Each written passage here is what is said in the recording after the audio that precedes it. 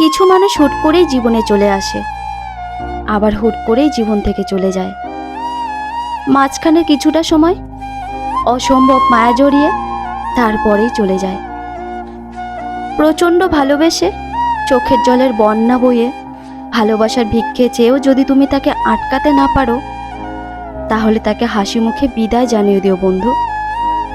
কারণ তার কাছে তোমার চোখের জল, ভালোবাসা এসবের বিন্দুমাত্র দাম নেই। এসবের মূল্য সবাই দিতে পারে না বন্ধু। তাই এসব করাটা তার কাছে একটা বিরক্তিকর, আর তোমার কাছে এটা করাটা একটা বোকামি।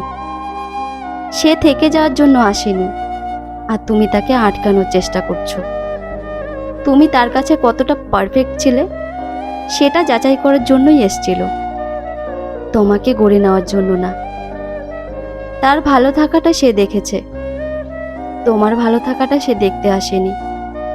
তাই হাজারো কান্নায় তার হৃদয় ভেজাতে পারোনি। তুমি তার কাছে একজন অপশন ছিলে, তাই তো তোমাকে খুব সহজেই ছেড়ে দিয়ে অন্য কারো হাত ধরতে সামান্য অনুশোচনাটুকু হয়নি তার। সে তোমাকে ভালো না বাসলেও তুমি তো তাকে ভালোবেসেছো, নিঃস্বার্থভাবে ভালোবেসেছো। তোমার সাধ্যমতো তুমি তাকে আগলে রাখার চেষ্টা করেছো। তারপরেও তোমার ভালোবাসা যদি তার কাছে বিরক্তির কারণ হয়ে যায়, তবে অভিযোগ না রেখে চুপচাপ সরে আসাই শ্রেয় বন্ধু। কারণ ভালো রাখার নামই ভালোবাসা।